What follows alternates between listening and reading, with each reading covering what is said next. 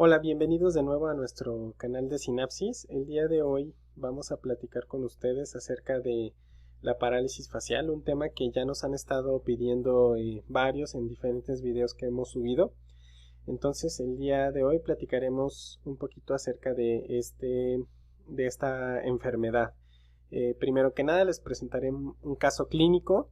Este caso clínico, para poderlo presentar y presentar las imágenes, le pedí a la paciente su consentimiento para poder hacerlo, por lo que pues estas imágenes han sido o son presentadas con permiso de nuestra paciente.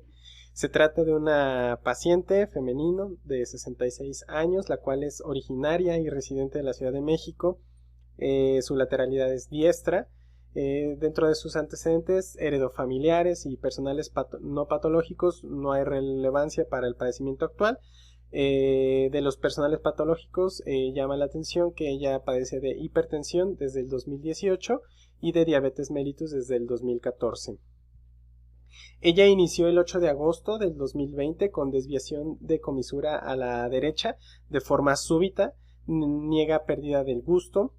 Refiere que días previos tuvo dolor cervical y en la región mastoidea del lado izquierdo. Y ya que los síntomas no mejoraron, ella decidió acudir a valoración a urgencias. Sus signos vitales a su llegada a urgencias eran de una TA de 170-90, una frecuencia cardíaca de 85, una respiratoria de 18 y una temperatura de 36,8. Estas son las imágenes obtenidas de nuestra paciente, en la cual ustedes pueden observar que evidentemente hay desviación de la comisura a la derecha, y del lado izquierdo vean cómo el surco nasolabial está borrado casi por completo en sus 2/3 inferiores. Aquí le estamos pidiendo que haga algunos gestos, que sonría. Vean cómo el lado derecho de la cara sí tiene movilidad y el lado izquierdo está prácticamente sin movimiento. Bueno, aquí no les pude enseñar los ojos, ¿no? Por privacidad de nuestra paciente, pero bueno, podríamos notar que en todas las fotografías el ojo izquierdo está prácticamente todo el tiempo abierto, ¿de acuerdo? Entonces, con esta imagen, ¿qué diagnósticos sindromáticos podríamos integrar? ¿Qué diagnósticos topográficos y qué diagnósticos etiológicos podríamos entregar en esta paciente? Hago estas tres preguntas, puesto que cuando hablamos de neurología o neurocirugía, independientemente de eso, cuando hablamos de afección al sistema nervioso central, es muy importante que integremos diagnósticos sindromáticos, es decir, los síndromes, recuerden, son un conjunto de signos y síntomas. Topográficos quiere decir dónde ubicamos la lesión. Cuando tenemos afección en el sistema nervioso, debemos de saber decir con la exploración de nuestro paciente y con lo que él nos cuenta en dónde se encuentra la lesión, si se encuentra a nivel del sistema nervioso central o a nivel del sistema nervioso periférico. Y si se encuentra a nivel del sistema nervioso central, pues que podamos decir si la lesión es intra o extraaxial, es decir, está afectando ya sea hemisferios cerebrales, mesencéfalo, puente, médula oblonga, o bien está afectando de forma extraaxial, a lo mejor a las meninges, el espacio subaracnoideo, etcétera, ¿no? Y el diagnóstico etiológico, bueno, ya una vez que hemos hecho nuestra exploración física de nuestros pacientes, pues poder identificar cuál es la causa de aquella afección que tiene nuestro paciente, ¿no? Entonces, pues de diagnóstico sindromático en esta paciente, integramos una parálisis facial periférica, y ahorita vamos a saber por qué es una parálisis facial periférica. Integramos diagnóstico topográfico, pues es una mononeuropatía del séptimo nervio craneal. Y etiológico, ahorita vamos a platicar acerca del diagnóstico etiológico en este tipo de escenarios, ¿de acuerdo? Entonces vamos a recordar rápidamente la anatomía y fisiología del séptimo nervio craneal y una mnemotecnia que me enseñaron desde el pregrado y que pues sigo manteniendo para recordar las funciones del séptimo nervio craneal. Es pensar que el séptimo nervio craneal o el nervio facial es un bebé que llora, que llora, babea, que se ríe, ¿no? Y que también puede probar cosas con su boca, ¿no? Entonces, de esa forma nosotros podemos recordar las funciones del nervio facial, recordando siempre a un bebé, ¿no? Va a llorar, va a tener, ya sea que llore o que ría, va a poder expresar sus sentimientos, ¿no? Por lo tanto, de esa forma recordamos que el nervio facial da la inervación de los músculos de la expresión facial, también da la inervación a las glándulas lagrimales y también a las glándulas que se encargan de la salivación, ¿de acuerdo? Y como cereza del pastel en cuanto a funciones del séptimo nervio craneal, recordemos que da la inervación especial, da la inervación especial a los 2/3 anteriores del gusto de la lengua. Entonces, esa es una forma fácil y sencilla de poder recordar cuáles son las funciones del séptimo nervio craneal. Recuerden siempre a un bebé, ¿de acuerdo? Bien, entonces, ubicándonos un poquito más en la neuroanatomía de este nervio craneal, bueno, sabemos que tiene su núcleo a nivel prácticamente de la unión entre el puente y la médula oblonga, y que este núcleo del séptimo nervio craneal va a hacer los axones que salen de este séptimo nervio craneal van a pasar por detrás del sexto nervio craneal, y a esto lo conocemos nosotros como la primera rodilla del facial, y que en una vista posterior del tallo cerebral a nivel de la fosa romboidal, pues lo veremos como algo que se conoce como el colículo del facial, ¿de acuerdo? Y después, una vez que hace este recorrido el nervio facial, va a recibir, estos axones van a recibir axones también provenientes del núcleo salival superior, y este núcleo de aquí va a ser el que se va a encargar de inervar, dar la función vegetativa del séptimo nervio craneal, ¿de acuerdo? Entonces, para poder ver un poquito mejor cada una de estas funciones de estos núcleos del séptimo nervio craneal, les presento en esta tablita la modalidad de cada una de las fibras sensitivas que tiene el séptimo nervio craneal, así como a los núcleos que llega. Entonces, repasando rápidamente la función sensitiva general del séptimo nervio craneal, sabemos que llega al núcleo espinal del nervio trigémino y que va a tener como función la sensibilidad de la piel de la concha auricular, que es un área pequeña de piel por detrás de la oreja, y posiblemente ayuda a complementar la rama B3 del nervio trigémino, ¿no? La rama mandibular del quinto nervio craneal. Entonces, esta porción sensitiva general del séptimo nervio craneal nos va a dar la percepción de la sensibilidad de dolor y temperatura, vibración, tacto, propiocepción, sensación de peso y discriminación entre 2 puntos de estas áreas que les he mencionado, incluyendo también la pared del conducto auditivo externo y la superficie externa de la membrana timpánica.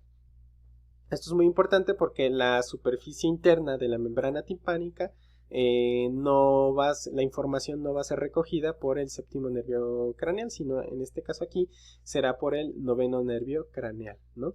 Entonces vemos también que el séptimo nervio craneal, aparte de tener una función motora de expresión de los músculos de la expresión facial, también ayuda a recoger información sensitiva general, es decir, dolor y temperatura, el BTPP, vibración, tacto, propiocepción y discriminación entre 2 puntos de estas porciones de la cara.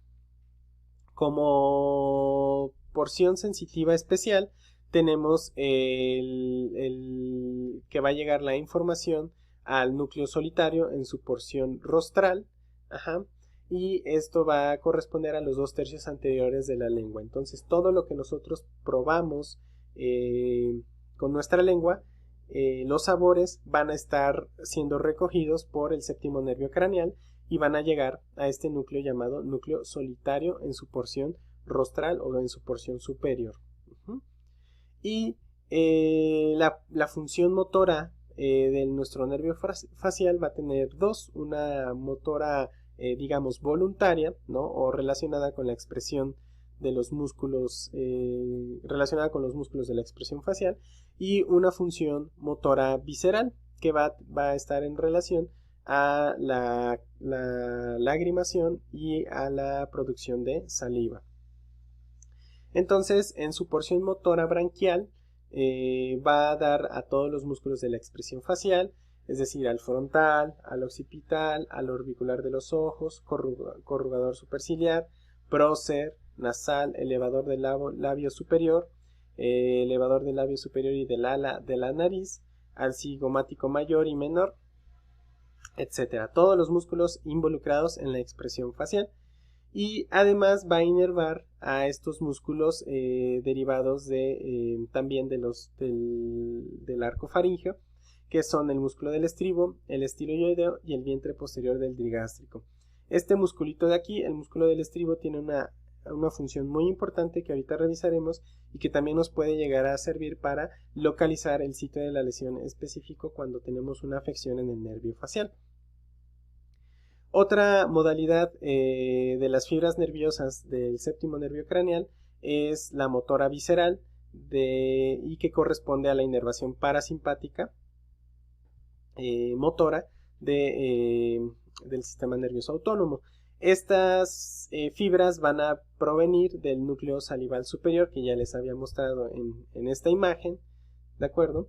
Y van a ser para la estimulación de las glándulas lagrimales, submandibulares y sublinguales, así como la membrana mucosa de la nariz y del paladar duro y blando. Entonces vemos que el séptimo nervio craneal es un nervio que tiene muchísimas funciones y que en este esquema de aquí ustedes podrán ver de una mejor manera cada uno de los núcleos que dan la inervación al séptimo nervio craneal o que componen al séptimo nervio craneal.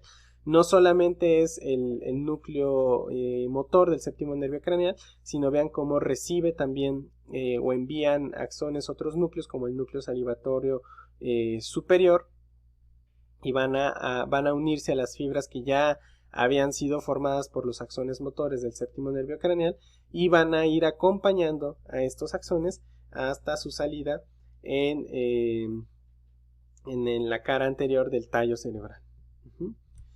Entonces vean aquí, por ejemplo, este es un esquema de cómo va recogiendo la información sensitiva general.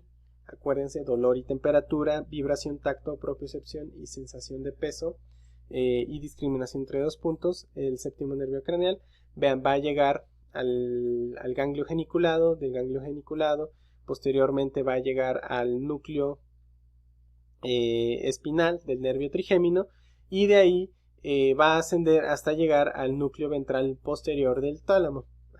Recuerden que en el tálamo el núcleo ventral posterior se divide en dos, en un núcleo ventral posterior medial y en un núcleo ventral posterior lateral.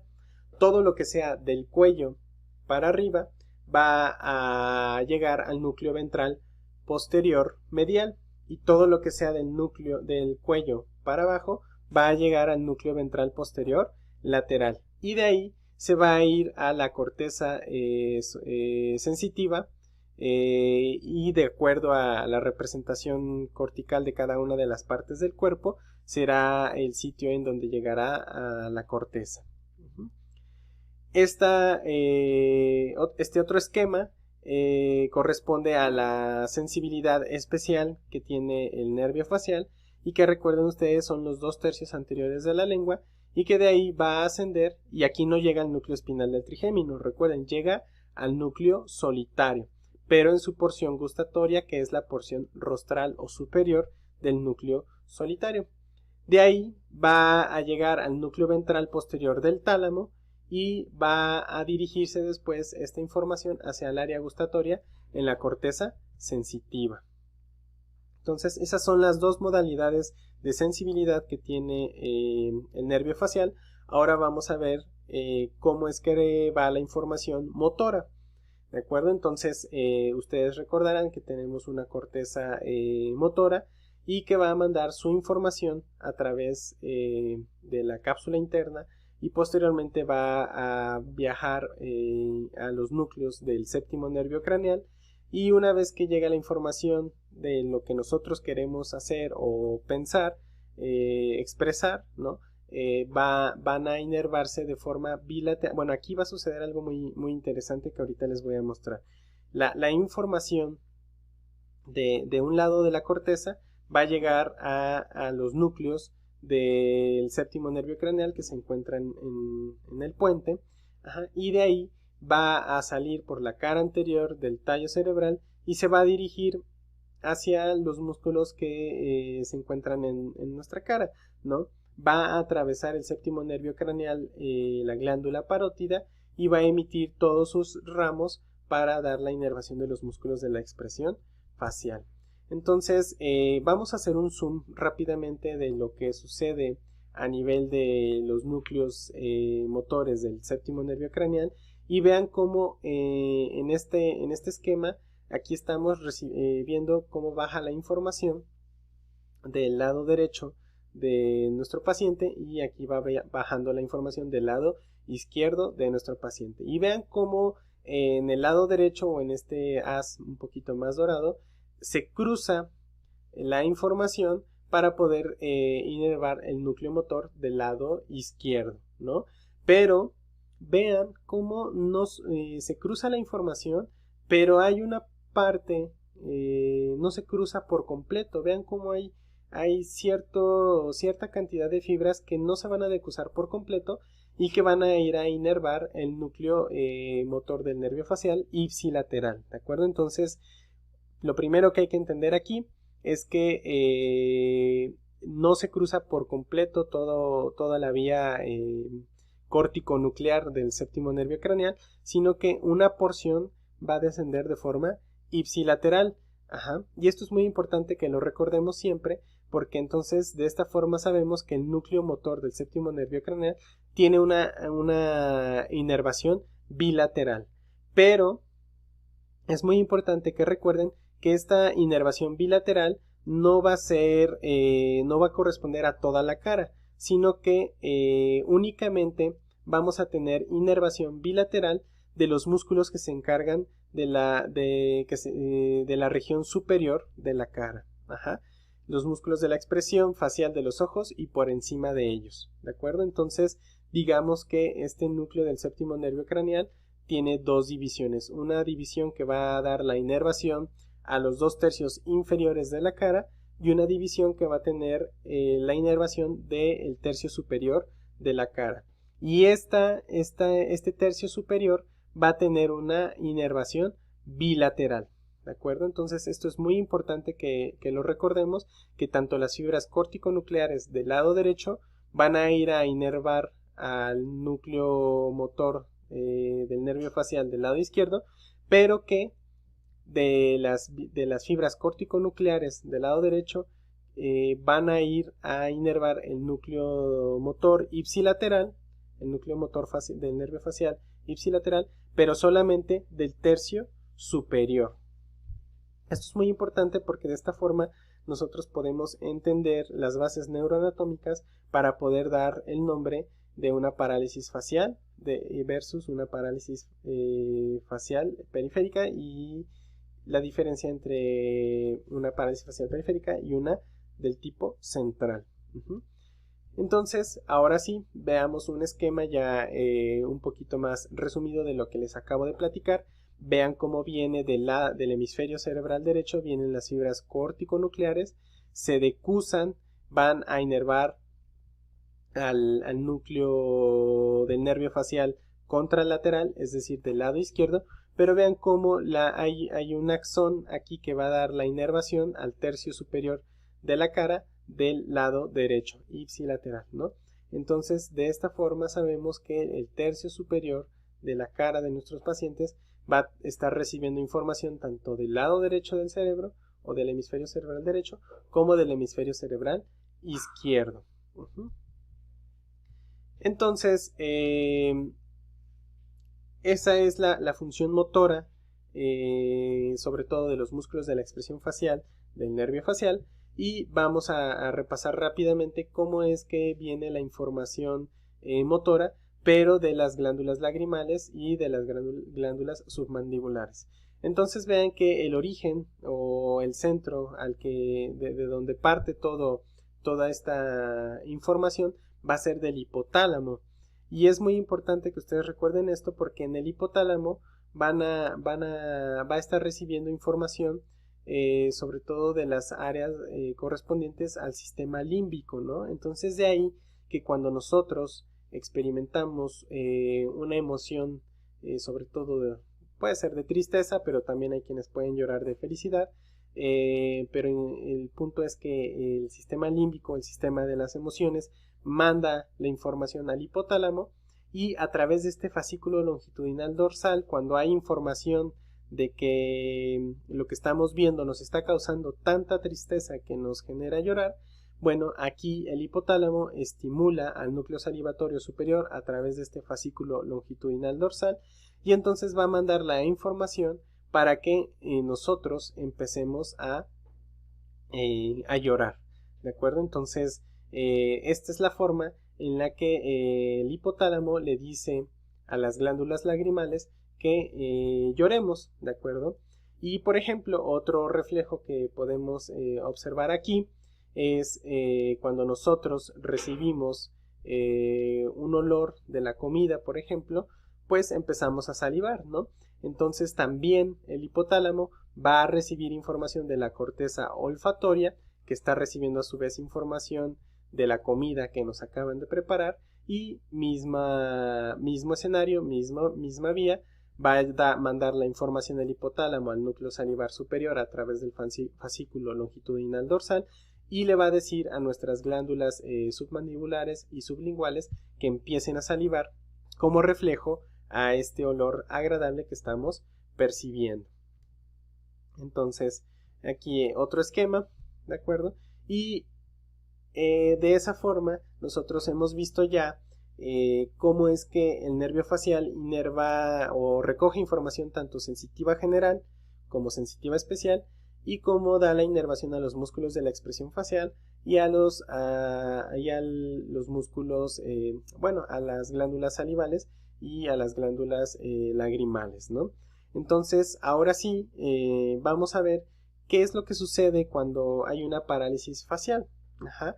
Tenemos dos tipos de parálisis facial fundamentalmente. La parálisis facial central, de tipo central, y la parálisis facial de tipo periférico. Entonces, como recordarán, yo les dije que había fibras corticonucleares que se decusaban y había fibras corticonucleares que no se iban a decusar y que iban a inervar al núcleo ipsilateral, pero que cuando no se decusan y van e inervan el núcleo del séptimo nervio craneal de forma ipsilateral, pues solamente van a dar la inervación al tercio superior de nuestra cara, ¿de acuerdo? Entonces, por ejemplo, imaginemos una lesión en la vía córtico-nuclear del hemisferio cerebral izquierdo, pues nosotros esperaríamos tener una parálisis facial del lado derecho. Ajá. Pero recordemos que aunque yo he interrumpido la información que va a llegar tanto al tercio superior como al tercio inferior, porque yo ya corté esta vía desde el inicio, ajá, tengo del otro lado la vía córtico-nuclear que va al séptimo nervio craneal del lado derecho, tengo esta vía dando la información que ya no le está entregando la otra corteza de mi tercio superior de la cara. Entonces, por lo tanto, ¿cuáles van a ser las manifestaciones o de qué forma vamos a ver la parálisis facial de tipo central? Bueno, vamos a ver los dos tercios inferiores afectados del lado contralateral a la lesión.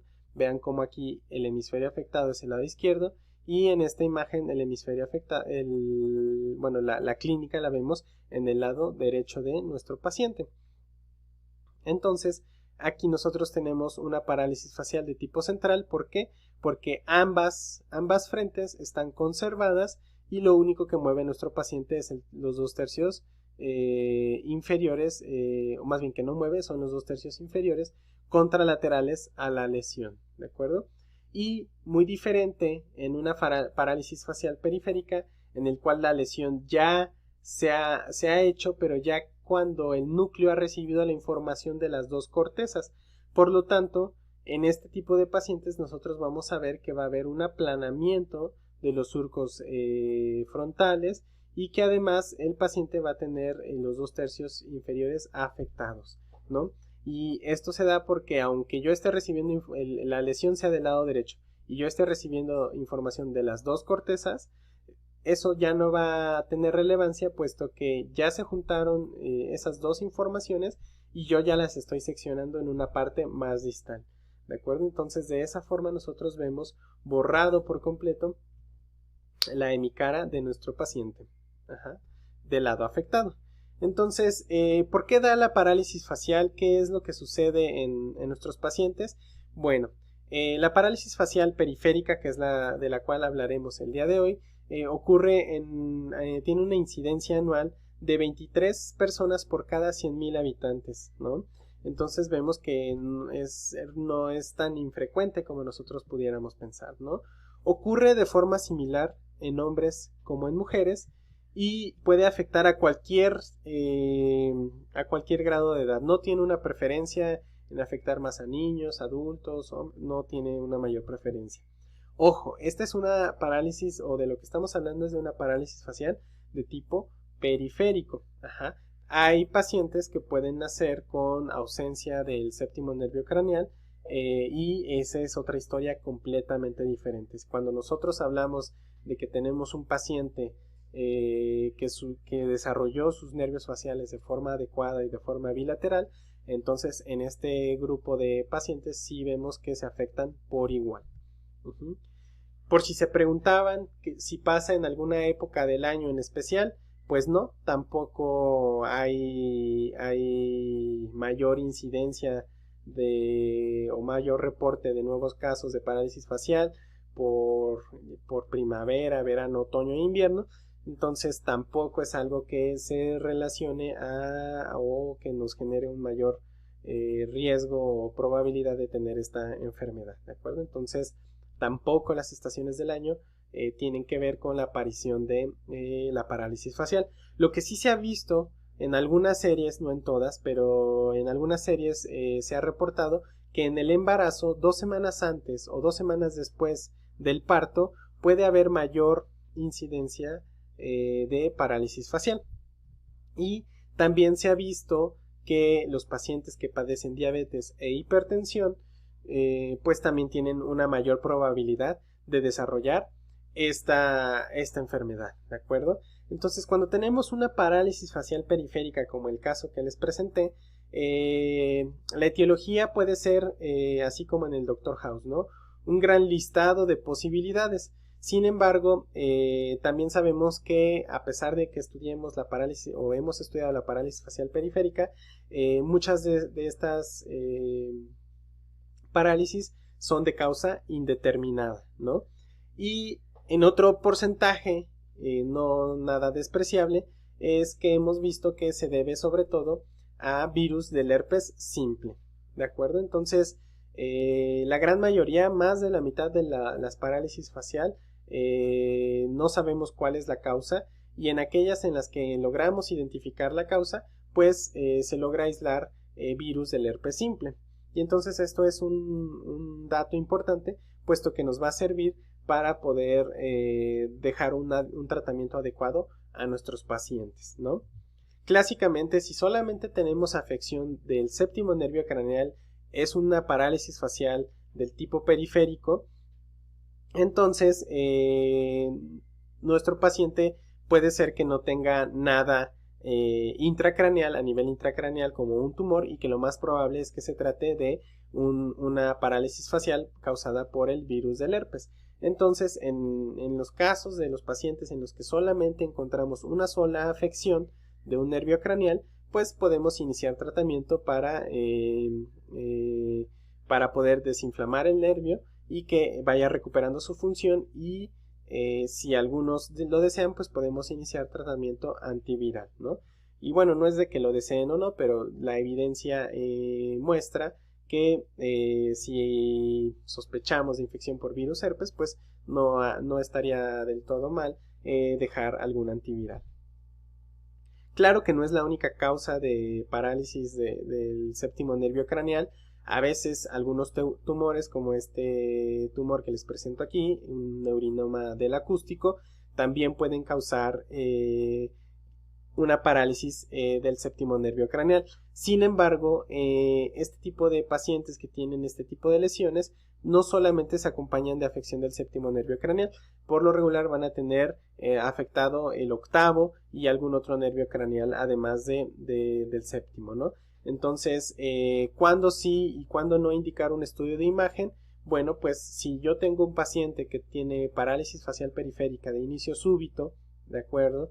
Y que además, como en el caso de nuestra paciente, se asoció a dolor cervical y mastoideo días previos a iniciar el tratamiento, ese tipo de presentarse en el servicio de urgencias, esos dos síntomas que refieren los pacientes, pues también se correlacionan con parálisis facial idiopática o de origen viral. Entonces, a este tipo de pacientes, si no hay afección de más nervios craneales, les podemos iniciar tratamiento y esperar la imagen hasta que tengamos cita de control de nuevo con nuestro paciente, ¿no?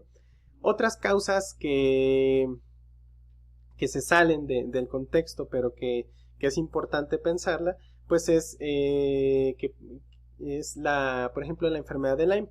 La enfermedad de Lyme también puede dar parálisis facial y puede ser unilateral o bilateral, pero en este contexto, pues la enfermedad de Lyme no solamente tiene afección al sistema nervioso central, ¿no? También tiene manifestaciones cutáneas, como esta de aquí, que es bastante clásica, o puede llegar a tener otro tipo de manifestaciones, ¿no? Entonces, un diagnóstico diferencial es en aquellos pacientes que sean en el que la enfermedad de Lyme sea endémica, pues debemos de explorarlos y buscar que no vayan a tener alguna otra manifestación, porque en realidad aquí sí el causante de la parálisis facial no sería un virus, sino sería en este caso el agente causal de la enfermedad de Lyme, que es Borrelia burgdorferi, ¿no?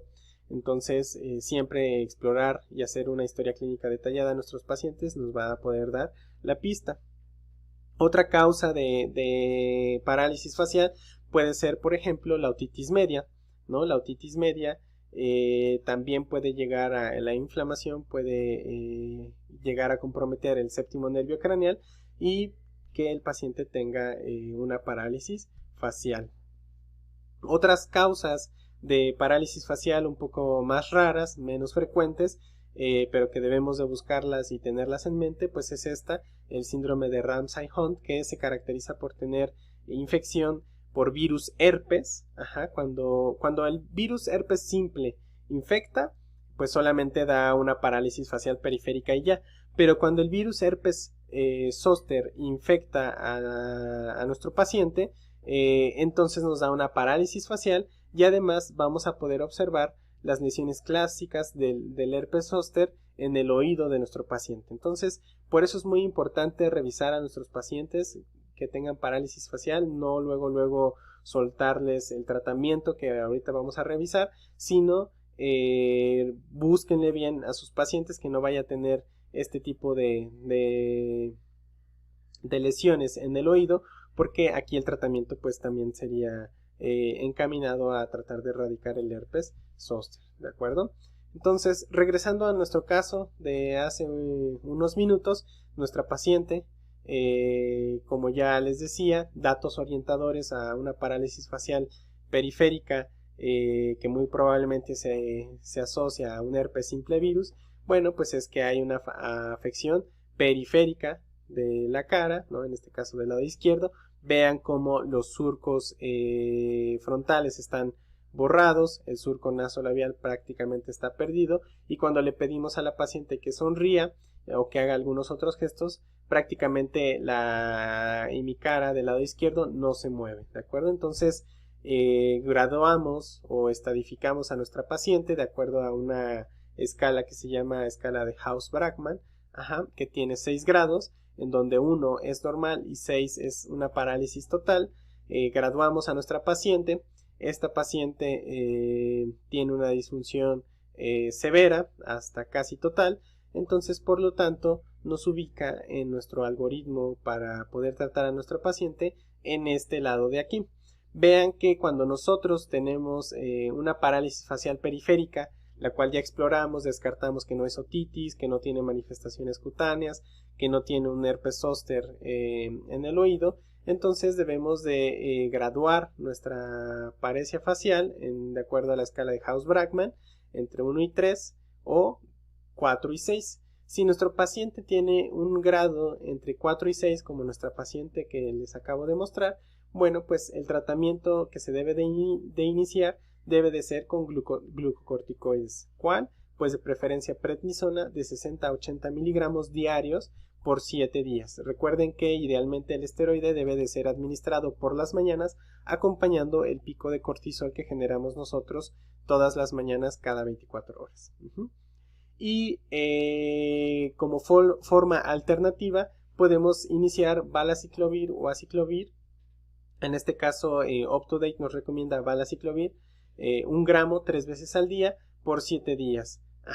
Y aquí lo ponen como una sugerencia, ya que en diferentes estudios que se han realizado, lo que ha mostrado tener mayor eficacia es el inicio de los esteroides de forma temprana. Entonces, y el uso de valaciclovir lo dejan a criterio médico, puesto que no ha habido una diferencia significativa el hecho de dar glucocorticoide más antiviral a nuestros pacientes, ¿no? Entonces, todos podemos tratar una parálisis facial con glucocorticoides, ¿de acuerdo?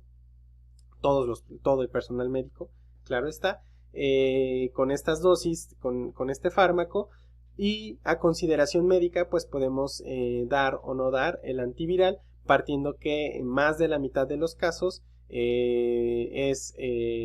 queda como de causa indeterminada la parálisis facial, y otro porcentaje no nada despreciable pues se le atribuye al virus herpes simple, ¿no? Entonces es un virus que tiene tratamiento, por lo tanto pues podríamos dárselo, ¿no? Es muy importante que no olvidemos que si no hay un adecuado cierre del ojo, pues también podemos tener problemas con el ojo, ¿de acuerdo? Entonces es muy importante que indiquemos gotas oftálmicas a nuestros pacientes para poder, lágrimas artificiales, para que no vaya a haber resequedad del ojo y que después ese ojo pueda tener alguna úlcera corneal o algún otro tipo de lesión, ¿no? Entonces, vean, esta es la paciente que tratamos. A esta paciente se le dejó esquema con glucocorticoide y antiviral, y aproximadamente un mes o mes y medio después de haber iniciado el tratamiento, estos son los resultados. Vean cómo la hemicara izquierda ha recuperado la función bastante favorable. Vean cómo ya el surco nasolabial se dibuja de una mejor manera. Es muy sutil la diferencia entre un lado y el otro. Y bueno, lo único que se le dejó de tratamiento a esta paciente fue el esteroide, el antiviral, y se inició fisioterapia a la semana de haber tenido el cuadro, ¿no? Es muy importante que el tratamiento de nuestros pacientes sea de forma integral y que no solamente mandemos medicamentos por mandar, ¿no? Sino que también hay que ver qué otras necesidades tiene nuestra paciente, ¿no? En este caso se le dejaron lágrimas artificiales y también la irritación que traía en el ojo mejoró, bueno, se quitó por completo, y para ayudar a la recuperación de la movilidad, pues se dejó fisioterapia a la semana de haber iniciado el tratamiento. Es muy importante que recuerden que no es recomendable utilizar este tipo de estimuladores en la cara. Se ha visto que causan regeneración aberrante del séptimo nervio craneal, entonces no se recomienda eso.